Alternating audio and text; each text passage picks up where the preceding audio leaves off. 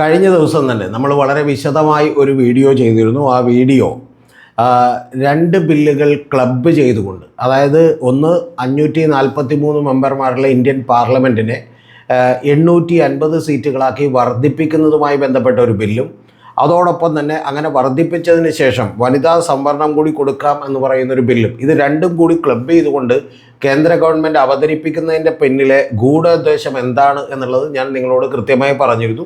ഇത് ഇലക്ഷൻ പ്രചരണത്തിന് വേണ്ടിയാണ് എന്നുള്ളത് കൂടി ഞാൻ പറഞ്ഞിരുന്നു. അല്ലാതെ ഇത് വനിതാ സംവരണം നടപ്പിലാക്കാനുള്ള ഉദ്ദേശമൊന്നുമില്ല.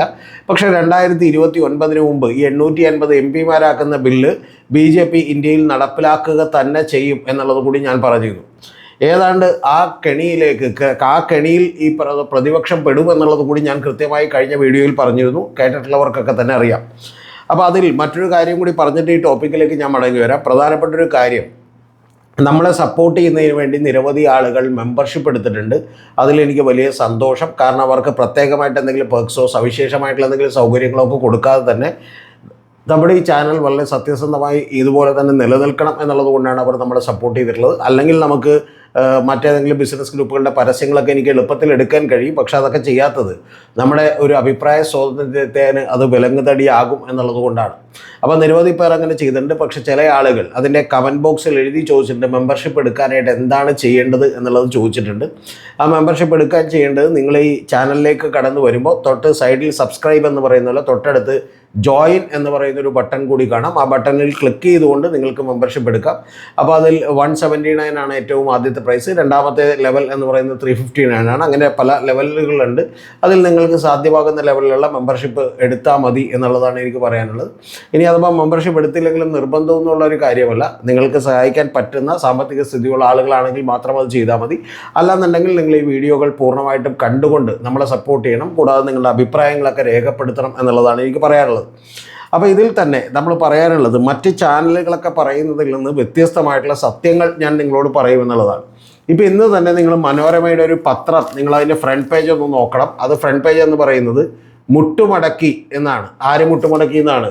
അതായത് കേന്ദ്ര ഗവൺമെൻറ് മുട്ടുമടക്കിക്കൊണ്ട് എന്ത് ചെയ്തു, നമ്മുടെ മുമ്പിൽ സമ്മതിച്ചിരിക്കുന്നു എന്നുള്ളതാണ്. ഇത് തോറ്റോടി BJP എന്ന് പറഞ്ഞുകൊണ്ടുള്ള ചില ഹെഡിങ്ങുകളൊക്കെ തന്നെ നിരവധി ചാനലുകളൊക്കെ തന്നെ കൊടുക്കുന്നുണ്ട്. യഥാർത്ഥത്തിൽ അവരൊക്കെ തന്നെ BJPക്ക് എതിരായിട്ടുള്ള ഒരു ചാനലുകളാണ്, അല്ലെങ്കിൽ ഒരു പ്രോ ലെഫ്റ്റ് അല്ലെങ്കിൽ പ്രോ കോൺഗ്രസ് ഒക്കെ ആയിട്ടുള്ള ചാനലുകളൊക്കെ തന്നെയാണ്. അത് അവരങ്ങനെ കൊടുക്കുന്നതിലൊന്നും തെറ്റില്ല. പക്ഷേ യഥാർത്ഥത്തിലുള്ള കാര്യം, എൻ്റെ ആദ്യത്തെ ചോദ്യം എന്ന് പറയുന്നത്, എൻ്റെ പ്രിയപ്പെട്ട പ്രേക്ഷകരോ ഇത് കേൾക്കുന്ന ആരെങ്കിലും ഒക്കെ വിചാരിച്ചോ, അല്ലെങ്കിൽ BJPക്കാരെന്ന മണ്ടന്മാരാണോ, നരേന്ദ്രമോദിയൊക്കെ വിഡ്ഢിയായതുകൊണ്ടാണോ അദ്ദേഹമൊക്കെ വിചാരിച്ചോ ഈ ബില്ല് അങ്ങനെ തന്നെ പാസ്സാകുമെന്ന് വിചാരിച്ചിരുന്നു? ഈ ബില്ല് പാസ്സാകണമെങ്കിൽ വേണ്ടിയിരുന്നത് 352 MP-മാരുടെ പിന്തുണയാണ്. ആ പിന്തുണ തങ്ങൾക്കില്ല എന്നറിഞ്ഞുകൊണ്ട് തന്നെയാണ് അവർ ഈ ബില്ല് കൊണ്ടുവന്നത് എന്നുള്ളതൊരു യാഥാർത്ഥ്യമായിട്ടുള്ള കാര്യമല്ലേ? ഇത് ഞാൻ മുൻകൂട്ടി തന്നെ പറഞ്ഞിരുന്നൊരു കാര്യമല്ലേ കഴിഞ്ഞ വീഡിയോയിൽ തന്നെ? കാരണം ഇതൊരു ഭരണഘടനാ ഭേദഗതിയാണ്. ആ ഭരണഘടനാ ഭേദഗതി വേണമെങ്കിൽ 2/3 ഭൂരിപക്ഷം വേണം. ആ 2/3 ഭൂരിപക്ഷം ഒരു കാരണവശാലും BJPക്ക് ഇല്ലെന്നറിയാം. ഇന്നലെ ആകെ അംഗങ്ങൾ സഭയിലുള്ളത് ഇപ്പോൾ 540 ആണ്. അതിൽ ഇന്ത്യയെ 293 ആണ്. ഇന്ത്യ സഖ്യം 234 ആണ്. മറ്റുള്ളവർ 13 പേരാണ് നിലവിലുള്ളത്. അതിൽ വോട്ടെടുപ്പിൽ ഇന്നലെ പങ്കെടുത്തവർ കേവലം 528 പേരാണ്. എന്ന് പറഞ്ഞാൽ തൃണമൂലിലേക്കടക്കം നിരവധി MP-മാർ ഈ പാർലമെൻറ്റിലേക്ക് എത്തിയില്ല. കാരണം അവിടെ ബംഗാളിൽ തെരഞ്ഞെടുപ്പ് നടക്കുകയാണ്, അതിൻ്റെ ഇലക്ഷൻ പ്രചരണത്തിലാണവർ. അപ്പോൾ അതിൽ പങ്കെടുക്കാത്തവർ 12 പേരാണ്. ഇതിൽ ആകെ വോട്ട് ചെയ്തത് എന്ന് പറയുന്നത്, അതിൽ 230 പേരാണ് ബില്ലിനെ എതിർത്ത് വോട്ട് ചെയ്തത്. ബില്ലിനെ അനുകൂലിച്ച് വോട്ട് ചെയ്തത് 298 പേരാണ്. അപ്പോൾ യഥാർത്ഥത്തിൽ 2 പേരുടെ പിന്തുണ കിട്ടാത്തത് കൊണ്ട് തന്നെ ഈ ബില്ല് പരാജയപ്പെട്ടു എന്നുള്ളതൊരു വാസ്തവമാണ്. പക്ഷേ ഇതിൻ്റെ പിന്നിലുള്ള ഒരു യാഥാർത്ഥ്യം എന്താണ്? ഈ യാഥാർത്ഥ്യം എന്ന് പറയുന്നത്, ഈ ബില്ല് പരാജയപ്പെടുത്തിയത് മുസ്ലിം മതന്യൂനപക്ഷങ്ങൾക്ക് വേണ്ടിയാണ് എന്നുള്ളതടക്കമുള്ള പ്രചരണങ്ങൾക്ക് ഇന്നലെ മുതൽ സാക്ഷ്യം വഹിച്ചുകൊണ്ടിരിക്കുകയാണ്. കൂടാതെ ഏറ്റവും വലിയ രണ്ടാമത്തെ പ്രചരണം എന്ന് പറയുന്നത്, ഞാൻ നിങ്ങളോട് പറഞ്ഞതുപോലെ ഈ പറയുന്ന വനിതകളെ സ്വാധീനിച്ചുകൊണ്ടാണ് ബംഗാളിലും അതുപോലെ തന്നെ തമിഴ്നാട്ടിലുമൊക്കെ ഇലക്ഷൻ നടക്കുന്ന പ്രധാനപ്പെട്ട സ്റ്റേറ്റുകളിൽ പ്രതിപക്ഷം BJP ചെറുക്കുന്നതും അധികാരത്തിൽ വരുന്നതും. ഇപ്പോൾ സ്റ്റാലിനൊക്കെ തന്നെ ഏതാണ്ട് 3500 രൂപ വീതം എല്ലാ സ്ത്രീകൾക്കും കൊടുത്തിട്ടുണ്ട്. കൂടാതെ 1500 രൂപ നമ്മുടെ ഇവിടെ പെൻഷൻ കൊടുക്കുന്ന പോലെ മമതാ ബാനർജിയും അവിടെ കൊടുത്തുകൊണ്ടിരിക്കുകയാണ്. അത് SC/STക്കാർക്ക് 1700 രൂപ പ്രതിമാസം കൊടുത്തുകൊണ്ടിരിക്കുകയാണ്. അത് ഏതാണ്ട് 2.62 കോടിയോളം വരുന്ന ആളുകൾക്കാണ് കൊടുക്കുന്നത് എന്നുള്ളത് നിങ്ങൾ ആലോചിക്കണം. അപ്പോൾ ഇതിനൊക്കെ ഈ വുമൺ വോട്ടേഴ്സിൻ്റെ പ്രാധാന്യം ഇന്ത്യയിൽ വലിയ തോതിൽ വർദ്ധിച്ചുകൊണ്ടിരിക്കുകയാണ്. 1952 മുതൽ നമ്മുടെ ഇന്ത്യയിൽ നടന്നിട്ടുള്ള തെരഞ്ഞെടുപ്പുകളിൽ ഇത്തരത്തിൽ വനിതകൾ വനിതകളുടെ ഒരു പാർട്ടിസിപ്പേഷൻ തന്നെ വളരെ കുറവായിരുന്നു. ആണുങ്ങളാണ് കൂടുതലായിട്ട് വോട്ട് ചെയ്തിരുന്നത്. പക്ഷേ പിന്നീട് വനിതകളുടെ പാർട്ടിസിപ്പേഷൻ വളരെ വളരെ കൂടുതലായിക്കൊണ്ടിരിക്കുന്നു. ഈ പാർട്ടിസിപ്പേഷനും യഥാർത്ഥത്തിൽ റെപ്രസെൻറ്റേഷൻ തമ്മിൽ ഒരു വലിയ വ്യത്യാസം ഇപ്പോൾ ഉണ്ട് എന്നുള്ളത് ഒരു വാസ്തവമാണ്.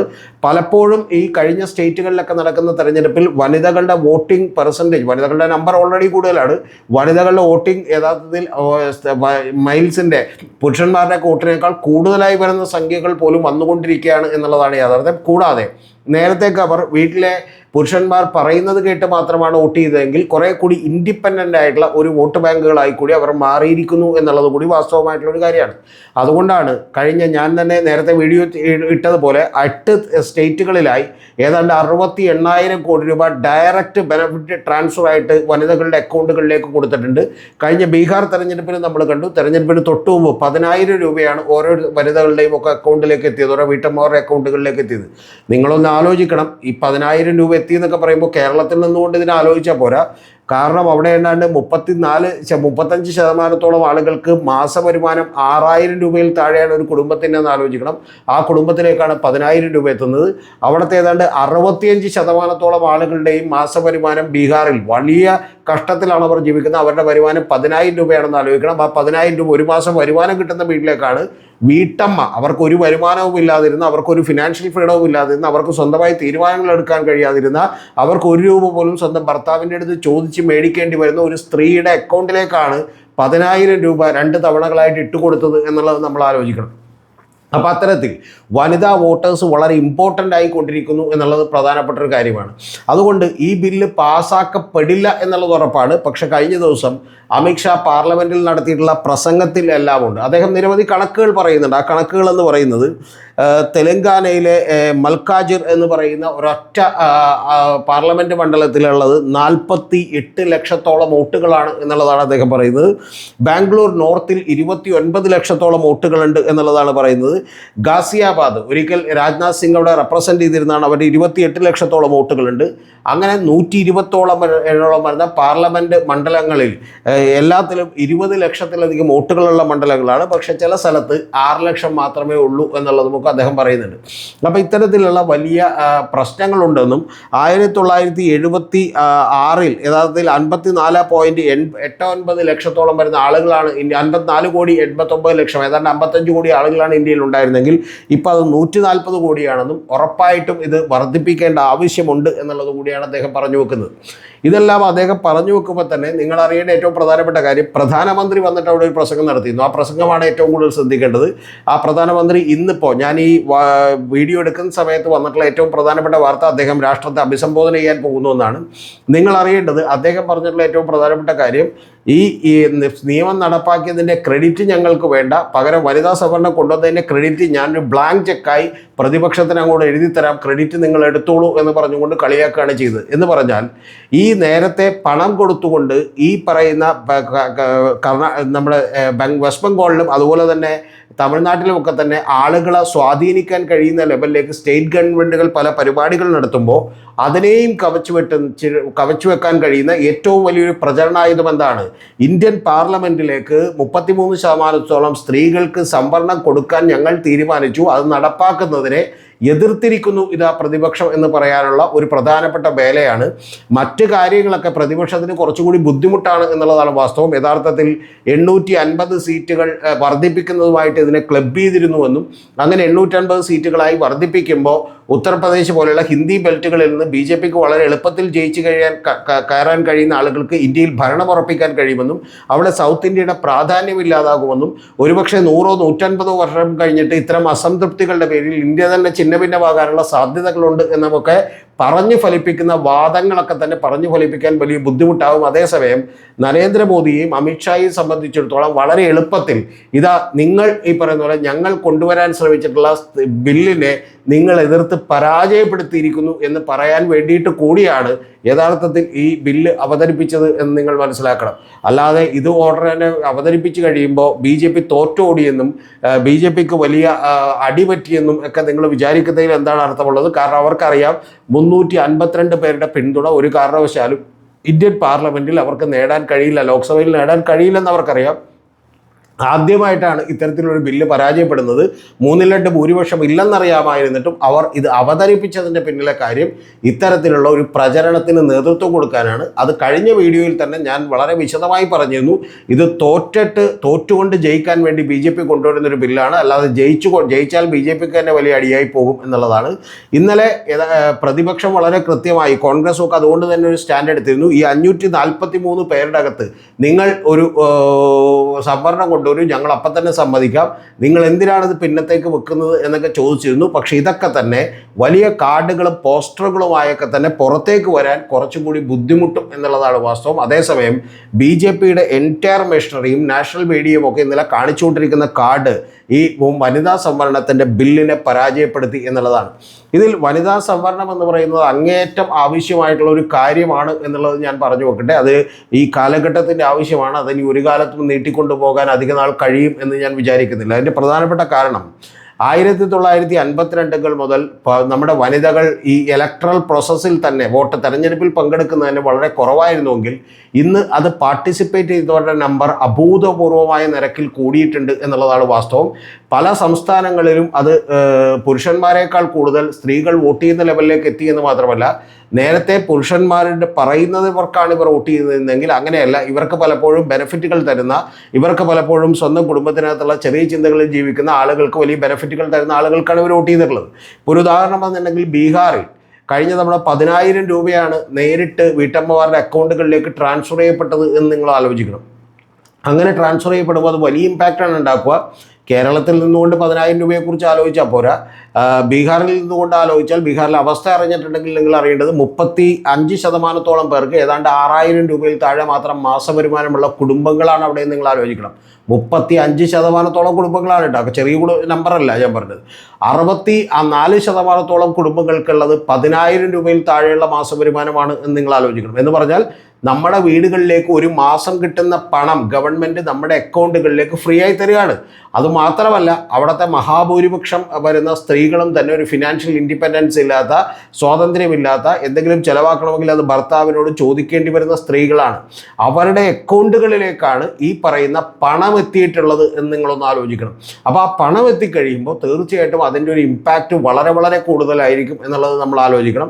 യഥാർത്ഥത്തിൽ കേരളത്തിലടക്കം പോലും അതിന് ഇമ്പാക്റ്റ് ഉണ്ടാകുമെന്നാണ് ഞാൻ വിചാരിക്കുന്നത്. ഇപ്പോൾ 2 മാസത്തെ പെൻഷൻ ഒരുമിച്ച് കൊടുക്കുകയും അത് സാമൂഹ്യക്ഷേമ പെൻഷനുകൾ ഒരുമിച്ച് കൊടുക്കുകയും 32 ലക്ഷത്തോളം വരുന്ന വീട്ടമ്മമാർക്ക് 1000 രൂപ കൊടുക്കാനുള്ള പുതിയ പദ്ധതികൾ കൊണ്ടുവരികയും ഒക്കെ ചെയ്ത് അത് കൊടുത്തു തുടങ്ങുകയൊക്കെ ചെയ്തത് തീർച്ചയായും ഇത്തവണ LDF ഗവൺമെൻറ്റിനടക്കം സഹായിക്കും. ഇന്ത്യയിൽ ഞാൻ നേരത്തെ വിശദമായി വീഡിയോ ചെയ്തിട്ടുണ്ട്. 8 സംസ്ഥാനങ്ങളിലെ തെരഞ്ഞെടുപ്പുകളെ സ്വാധീനിക്കാൻ കഴിയുന്നത് ഇത്തരത്തിൽ ഡയറക്റ്റായി 68,600 കോടിയോളം രൂപ വീട്ടമ്മമാരുടെ അക്കൗണ്ടുകളിലേക്ക് ട്രാൻസ്ഫർ ചെയ്തിട്ടുള്ളതാണ്. അത് പദ്ധതികൾക്കൊക്കെ പല പേരുകളുമുണ്ട്.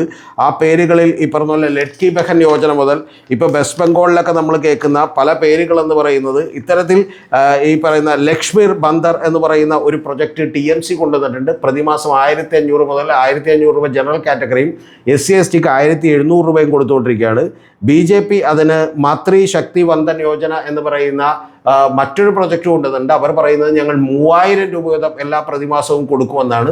അപ്പോൾ ഇത്തരത്തിലുള്ള പണം കൊടുക്കുന്ന ഈ വുമൺ വോട്ടേഴ്സിൻ്റെ വോട്ടുകൾ വളരെ പ്രധാനമാകുന്ന ഈ കാലഘട്ടത്തിൽ ഈ എല്ലാ സ്റ്റേറ്റുകളിലെയും തന്നെ വുമൺ വോട്ടേഴ്സിനെ സ്വാധീനിക്കാൻ കഴിയുന്ന ഒരു കാര്യം, ഞങ്ങളിത് വനിതാ സംവരണം കൊണ്ടുവന്നിരിക്കുന്നു, നിങ്ങൾ ഉയർത്താൻ ശ്രമിച്ചിരിക്കുന്നു, പക്ഷെ അത്തരത്തിലുള്ള ഒരു ഉയർച്ചയ്ക്ക് ഇതാ പ്രതിപക്ഷം തടസ്സം നിന്നിരിക്കുന്നു എന്ന് പറയാനുള്ള ഒരു കാര്യമാണ്. പക്ഷെ അതേസമയം 850 സീറ്റുകളാക്കി ഉയർത്തുന്നതിൻ്റെ പ്രശ്നങ്ങളൊക്കെ പറഞ്ഞു ഫലിപ്പിക്കൽ കുറച്ച് ബുദ്ധിമുട്ടാണ്. കൂടാതെ അത്തരത്തിലുള്ള ഒരു കാര്യം പോലും കൊണ്ടുവന്നത് തീർച്ചയായിട്ടും ഇത് മറ്റ് കമ്മ്യൂണിറ്റികളെ സഹായിക്കാനാണെന്ന് പറയുന്ന നിലപാടുകളിലേക്ക് എത്തും. ഇനി കേരളത്തിലടക്കം ചോദ്യങ്ങൾ വരാനുള്ളത്, ഇങ്ങനെയൊക്കെ നിങ്ങൾ എതിർക്കുന്നുവെങ്കിൽ മലപ്പുറത്ത് മാത്രം എങ്ങനെ 16 സീറ്റായി എന്ന് പറയുന്നൊരു ചോദ്യമാണ്. അതായത് ജനസംഖ്യ കൂടുന്നതനുസരിച്ച് അവിടേക്കൊക്കെ സീറ്റുകൾ കൊടുക്കാമെങ്കിൽ എന്തുകൊണ്ടാണ് ജനസംഖ്യ ആനുപാതികമായിട്ട് നോർത്ത് ഇന്ത്യയിൽ കൂടുന്ന സീറ്റുകൾ അവിടുത്തെ ജനത്തിന് കൊടുക്കാൻ കഴിയാത്തത് എന്ന് പറയുന്ന ചോദ്യവും ഒക്കെ ഉയരാനുള്ള സാധ്യതകൾ കൂടുതലാണ്. അതുകൊണ്ട് BJP ഇത് തോക്കുമെന്നറിഞ്ഞുകൊണ്ട് കളിച്ചൊരു കളിയാണ്. ആ തോറ്റിട്ടും ജയിക്കാമെന്നവർക്ക് ഉറപ്പുള്ളത് കൊണ്ടാണ് അവർ നടപ്പിലാക്കുന്നത്. 2029 മുമ്പ് 850 സീറ്റുകളിലേക്കായി പാർലമെൻറ്റ് ഉയർത്തും എന്നുള്ള കാര്യത്തിലൊന്നും എനിക്ക് സംശയമില്ല. പക്ഷേ പ്രധാനപ്പെട്ടൊരു കാര്യമെന്ന് പറയുന്നത് ഈ വനിതാ സംവരണം ഇതുമായി ക്ലബ് ചെയ്തത് ഇതിനെ എതിർക്കുമ്പോഴൊക്കെ തന്നെ അതിനെയും കൂടി എതിർക്കുമ്പോൾ ഈ വനിതാ സംവരണമാണ് അവർ ഉയർത്തിക്കാണിക്കുക. അല്ലാതെ മറ്റതിനെ എതിർക്കുന്നു, ഡീലിമിറ്റേഷൻ എതിർക്കുന്നു എന്നുള്ള നാട്ടിലുള്ള ഒരു പ്രചരണത്തിന് ആക്കം കൂട്ടാൻ അത് സഹായിക്കുമെന്നുള്ളത് കൊണ്ടാണ് ഇന്ന് പ്രധാനമന്ത്രി രാജ്യത്തെ അഭിസംബോധന ചെയ്യാൻ പോകുന്നുണ്ട്. കാത്തിരിക്കുകയാണ്. മിക്കവാറും ഇത്തരം വിഷയങ്ങളിൽ കൂടി അദ്ദേഹം വളരെ കൃത്യമായിട്ടുള്ള ചില നിലപാടുകൾ രേഖപ്പെടുത്തിയേക്കാം. ഇന്നലെ തന്നെ പാർലമെൻറ്റിൽ അദ്ദേഹത്തിൻ്റെ സ്ട്രാറ്റജി എന്താണെന്ന് ഞാൻ കണ്ടു. കാരണം അദ്ദേഹത്തിൻ്റെ പ്രസംഗം മുഴുവൻ കേട്ടപ്പോൾ അതിൽ അദ്ദേഹം പറഞ്ഞൊരു കാര്യം എന്ന് പറയുന്നത്, ഇതിൻ്റെ ക്രെഡിറ്റ് ഒന്നും ഞങ്ങൾക്ക് വേണ്ട, ഈ പറയുന്ന പോലെ വുമൺസ് റിസർവേഷൻ്റെ ക്രെഡിറ്റിൻ്റെ ബ്ലാങ്ക് ചെക്ക് ഞാൻ നിങ്ങൾക്ക് ഒപ്പിട്ട് തരാം എന്നുള്ളതാണ്. അതേപോലെ ഇന്നലെ പ്രിയങ്ക ഗാന്ധി നടത്തിയിട്ടുള്ള പ്രസംഗത്തിൽ പ്രിയങ്ക ഗാന്ധിയും ചൂണ്ടിക്കാണിച്ചൊരു കാര്യം, ഇത് യഥാർത്ഥത്തിൽ നെഹ്റുവിൻ്റെ പിതാവ് അദ്ദേഹം കൊണ്ടുവന്നിട്ടുള്ള ഒരു സജഷനാണെന്നും ഇതിൻ്റെ ഈ പറയുന്ന പോലെ വലിയ ക്രെഡിറ്റ് ഞങ്ങൾക്കാണ് എന്ന് പറഞ്ഞുകൊണ്ടുള്ളൊരു പ്രസംഗം നടത്തുക മാത്രമല്ല, ഇപ്പം നരേന്ദ്രമോദി സ്ത്രീകളുടെ മിശിഹയാകാൻ, രക്ഷകനാകാൻ വേണ്ടി ശ്രമിക്കുകയാണ് എന്ന് പറഞ്ഞുകൊണ്ടാണ്, അതായത് പൊള്ളയായ വാഗ്ദാനം നൽകിക്കൊണ്ട് മിശിഹയാകാൻ വേണ്ടി ശ്രമിക്കുകയാണെന്ന് പറയുന്ന ഒരു പ്രസംഗമാണ് നടത്തിയത്. കൂടാതെ പ്രിയങ്ക ഗാന്ധിയുടെ എക്സ്പോസ്റ്റിലും അതെല്ലാം ഇട്ടിട്ടുണ്ട്. ഞാൻ പറഞ്ഞു വരുന്നത്, ഇതിൽ ഏതാണ്ട് ഒരു സ്ട്രാറ്റജിക്കലി ഒരു പ്രചരണത്തിനുള്ള മെറ്റീരിയൽ സൃഷ്ടിക്കുന്നതിൽ BJP വിജയിച്ചിരിക്കുന്നു എന്നുള്ളതാണ്. അല്ലാതെ ഇതുപോലെ തോറ്റോടി എന്ന് പറയുന്നതിനോ മുട്ടുമടക്കി എന്ന് പറയുന്നതിനോ ഒന്നും യാതൊരു അടിസ്ഥാനവുമില്ല. തന്ത്രപരമായി BJP തോറ്റുകൊണ്ട് വിജയിച്ചിരിക്കുന്നു.